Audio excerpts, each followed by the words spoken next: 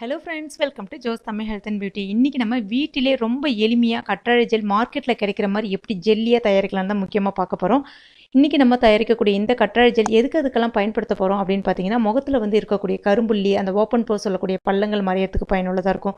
நல்ல ஒரு ஸ்கின் ஒயிட்னிங்கை கொடுக்கும். அதுக்கப்புறம் பார்த்தீங்கன்னா, தீப்புண்களால் ஏற்பட்டக்கூடிய தழும்புகளையும் மறைய செய்யக்கூடிய தன்மை இந்த கற்றாழை ஜெலுக்கு உண்டு. தொடர்ந்து நீங்கள் ஒரு 2 மாதம் தடவிட்டு வரும்போது நாளடைவில் அந்த தழும்புகள் எல்லாமே மறைய ஆரம்பிச்சிடும். அந்தளவு அற்புதமான மருத்துவ குணங்கள் கொண்டது. அப்புறம் பொதுவாக கற்றாழை ஜெல் பயன்படுத்தினா நிறைய பேருக்கு அலர்ஜி வரும். இந்த கற்றாழை ஜெல் நீங்கள் பயன்படுத்துனீங்கன்னா கண்டிப்பாக அலர்ஜி வராது. அந்த அளவுக்கு எப்படி தயாரிக்கலாம்னு முக்கியமாக இந்த வீடியோவில் நம்ம பார்க்க போகிறோம். இப்போ இதை எப்படி தயாரிக்கிறதுன்னு பார்க்க ஆரம்பிச்சிடலாம். நான் இன்றைக்கி ஃப்ரெஷ்ஷான கற்றாழை மடல் செடியில் கட் பண்ணி எடுத்திருக்கேன். எடுக்கும்போது பார்த்தீங்கன்னா இந்த மாதிரி உங்களுக்கு மஞ்சள் கலராக அதுலேருந்து ஒரு திரவம் மாதிரி வர ஆரம்பிக்கும். இந்த திரவத்தை கண்டிப்பாக நீங்கள் சேர்த்து பயன்படுத்தக்கூடாது. இது நம்ம சருமத்தை அரிப்புத்தன்மை ஏற்படுத்தும். அந்த மாதிரி கற்றாழை மேலே இருக்கக்கூடிய அந்த ஸ்கின், அந்த பச்சை கலர் தோல் இருக்குல்லையே, அதுவும் நமக்கு சருமத்தில் அரிப்புத்தன்மை ஏற்படுத்தும். அந்த மாதிரி கற்றாழை ஜெல்லை கழுவாமல் பயன்படுத்தவே கூடாது. அதுவும் நம்ம சருமத்துக்கு அலர்ஜி ஏற்படுத்தும். ஸோ இந்த 3 ஒரு ப்ளஸ் பாயிண்ட்டு. இப்போ நான் சைடில் இருக்கக்கூடிய முள்ளெல்லாம் நீக்கிட்டேன். ஃபஸ்ட்டு கழுவிட்டேன், அதுக்கப்புறம் முள்ளை நீக்கிட்டேன், மேலே இருக்கக்கூடிய தோலை நீக்கிட்டு உள்ளே இருக்கக்கூடிய ஜெல்லை ஒரு கப்பை யூஸ் பண்ணி ஃபுல்லாக எடுத்துட்டேன். இப்போ இதை நான் பக்கத்தில் தண்ணி வச்சுருக்கேன் பாருங்கள். அந்த தண்ணியில் ஒன்று ஒன்றா சேர்த்துக்கலாம். இப்போ அந்த இலையில் இன்னும் கொஞ்சம் ஜெல் இருந்துச்சு அப்படின்னா அந்த ஜெல்லியை நம்ம இந்த மாதிரி கலெக்ட் பண்ணிக்கிட்டு அதையும் நம்ம அந்த தண்ணியோடய சேர்த்துக்கலாம். அதுக்கடுத்தது இதே மாதிரி எல்லா ஜெல்லியும் நான் கலெக்ட் பண்ணிக்கிறேன்.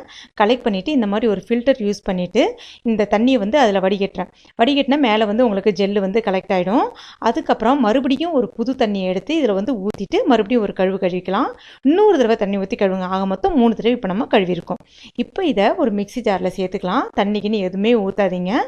நல்லா ஒரு 2 நிமிஷம் மிக்ஸியை நல்லா திருவினீங்கன்னா இந்த மாதிரி தண்ணி பதத்துக்கு உங்களுக்கு வந்துடும். இப்போ இதை நம்ம அடுப்பில் ஒரு 5 நிமிஷம் வச்சு காய்ச்சணும். கரெக்டாக உங்களுக்கு அடுப்பை ஃபாஸ்ட்டில் வச்சு காய்ச்சக்கூடாது, சிம்மில் தான், அதாவது ஸ்லோவில் தான் காய்ச்சணும். இப்போ இதை ஒரு 5 நிமிஷம் கழிச்சு நம்ம இறக்கிடலாம். அடுத்ததான் பார்த்தீங்கன்னா இங்கிலீஷில் சைனா கிராஸ் சொல்லுவாங்க. இன்னொரு பேர் பார்த்தீங்கன்னா அகர் அகர் பவுடர்னு சொல்லுவாங்க. நம்ம தமிழில் பேர் பார்த்தீங்கன்னா கடற்பாசின்னு சொல்லுவாங்க. இது கடல்லேருந்து கிடைக்கக்கூடிய ஒரு பொருள். கடல்லேருந்து கிடைக்கிறதுனால இது நான்வெஜ்ஜுன்னு நினச்சிடாதீங்க. இது முற்றிலும் இயற்கையான ஒரு பாசி, கடல் பாசியிலேருந்து கிடைக்கக்கூடிய ஒரு பொருள் தான் இது. வெஜிடேரியன். ஸோ தாராளமாக நம்பி பயன்படுத்தலாம். அப்புறம் இன்னொரு விஷயம் பார்த்தீங்கன்னா இது நம்ம சருமத்துக்கு எந்த விதமான அலர்ஜியுமே ஏற்படுத்தாது.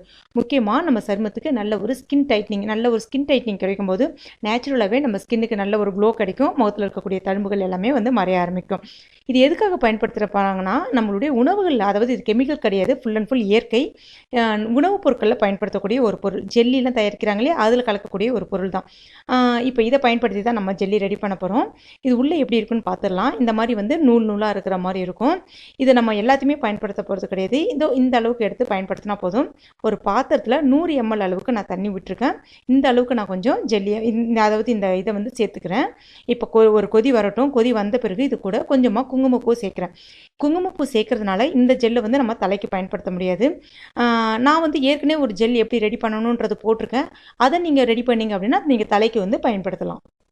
அடுத்ததாக குங்குமப்பூ சேர்த்த பிறகு ரொம்ப நேரம் கொதிக்க விடக்கூடாது. கரெக்டாக இந்த ஜெல் சேர்த்த பிறகு, அதாவது அந்த அகரகர் பவுடர் சேர்த்த பிறகு பார்த்தீங்கன்னா உங்களுக்கு ஒரு 5 நிமிஷத்தில் இது ரெடி ஆகிடும். அதுக்காக நிறையவும் சேர்த்துறாதீங்க. கரெக்டாக பார்த்தீங்கன்னா 1 டீஸ்பூன் அளவுக்கு பவுடர், இது பவுடராகவும் கிடைக்கிது, 1 டீஸ்பூன் அளவுக்கு சேர்த்துக்குங்க போதும். ரொம்ப அதிகமாக சேர்த்திங்கன்னா ரொம்ப கெட்டியாக இருக்கிற மாதிரி இருக்கும், அது நல்லா இருக்காது. இப்போ கற்றாழை ஜெல் ஆறிடுச்சு. இதை நான் 50 ml அளவுக்கு சேர்த்துக்கிறேன். அளவுகள் இதில் ரொம்ப முக்கியம். ஆறின பிறகு அது மாதிரி கற்றாழை ஜெல் சேர்க்கணும். அதுக்கு அடுத்ததாக குங்குமப்பூ நம்ம ரெடி பண்ணி வச்சுருக்கோம் இல்லையா, அந்த அதையும் இது கூட சேர்த்துக்கலாம். 75 ml. அப்போ கரெக்டாக பார்த்தீங்கன்னா இது 50 mlனா அது 75 ml. அந்த மாதிரி நீங்கள் கப்பில் அளக்கிறதா இருந்தாலும் கரெக்டான இந்த மாதிரி அளவுகள் பார்த்து அளந்துக்குங்க. இப்போ அடுத்ததாக இது கூட விட்டமின் இ கேப்சூல் எல்லா மெடிக்கல் ஸ்டோர்லையுமே அவைலபிளாக இருக்கும். அது வேணும்னா நீங்கள் வாங்கிக்கலாம். இல்லைனா உங்களுக்கு முகத்தில் பருக்கள் அதிகமாக இருக்குது அப்படின்னா பருக்கள் குறையத்துக்கும் இந்த கற்றாழை ஜெல் எப்படி பயன்படுத்தணும்னா, டீ ஆயில்னு சொல்லிட்டு நாட்டு மருந்து கடைகளில், டிபார்ட்மெண்ட் ஸ்டோரில் எல்லா இடத்துலையுமே கிடைக்குது. ஆன்லைனில் கூட கிடைக்குது. அதை ஒரு 5 ட்ராப் அளவுக்கு சேர்த்துக்கலாம். நான் விட்டமின் இ கேப்சூல் ஒரு 4 கேப்சூல் அளவுக்கு சேர்க்குறேன். இப்போ இதையும் இது கூட மிக்ஸ் பண்ணிடலாம். அப்புறம் முகத்தில் இருக்கக்கூடிய கரும்புள்ளிகள்லாம் மறையணும், அப்புறம் நல்ல ஒரு ஃப்ராக்ரன்ஸ், நல்ல ஒரு மனம் கிடைக்கணும்னா இது கூட கொஞ்சமாக ரோஸ் வாட்டர் சேர்த்துக்கலாம். ஒரு 2 டீஸ்பூன் அளவுக்கு ரோஸ் வாட்டர் சேர்த்துக்கலாம். நான் மறுபடியும் சொல்கிறேன், மெஷர்மெண்ட் இதில் வந்து ரொம்ப ரொம்ப முக்கியம். ஸோ அளவுகளை மாற்றி பண்ணிட்டிங்கன்னா உங்களுக்கு ஜெல் கன்சிஸ்டன்சி வராது. இப்போ இது எல்லாத்தையும் நல்லா மிக்ஸ் பண்ணுங்கள். ஏன்னா அந்த எண்ணெய் வந்து அதோட கலக்கிறது ரொம்ப கஷ்டம் தண்ணியோட. ஸோ நல்லா ஒரு 5 நிமிஷம் நல்லா கலக்கிட்டே இருந்தால் மட்டும்தான் கலங்கும். அப்போ இதை நம்ம ஃப்ரிட்ஜில் ஒரு 4 மணி நேரம் வச்சிடணும். இப்போ இதை நான் ஃப்ரிட்ஜில் வந்து ஒரு 4 மணி நேரம் வச்சு எடுத்துருக்கேன் பாருங்கள். எந்த அளவுக்கு பாருங்கள் ஜெல் கன்சிஸ்டன்சியாக இருக்குது பாருங்கள், சூப்பராக இருக்குல்ல. இதுவே நீங்கள் இன்னும் ஒரு 2 நாளைக்கு வச்சுருந்தீங்க அப்படின்னா இன்னும் நல்லா உங்களுக்கு மார்க்கெட்டில் கிடைக்கிற மாதிரி இன்னும் நல்ல ஃபுல் கன்சிஸ்டன்சி அந்த ஜெல் கன்சிஸ்டன்சிக்கு வந்துடும். இதை நான் உடனே வீடியோ எடுத்து போட்டிருக்கேன். அதனால் எனக்கு இந்த அளவுக்கு தான் வந்து கிடச்சிருக்கு. இப்போ இதை நீங்கள் ரெகுலராக மேக்கப் போகிறதுக்கு முன்னாடி அப்ளை பண்ணிவிட்டு மேக்கப் போடலாம். இல்லைனா வந்து ஏதாவது ஒரு ஃபேஸ் பேக் போடுறீங்கன்னா அதுக்கப்புறம் இதை வந்து நீங்கள் அப்ளை பண்ணலாம். ஆனால் ஒரு மாய்ஸ்சரைஸ் க்ரீமாக அப்ளை பண்ணலாம். இது ரொம்ப ரொம்ப நல்லது. ஒரு நைட் க்ரீமாக கூட அப்ளை பண்ணலாம். உங்களுக்கு எந்த விதமான சரும பாதிப்புமே ஏற்படுத்தாது. அந்தளவுக்கு ஒரு அமேசிங்கான ரிசல்ட்டை வந்து கொடுக்கும். இதில் நம்ம குங்குமப்பூ பயன்படுத்திருக்கோம். நம்ம ஸ்கின்னுக்கு நல்ல ஒரு ஸ்கின் ஒயிட்னிங்கை கொடுக்கும். நல்ல ஒரு ஸ்கின் க்ளோ கிடைக்கும் நேச்சுரலாகவே. நீங்கள் கண்டிப்பாக உங்கள் வீட்டில் ட்ரை பண்ணி பாருங்கள்.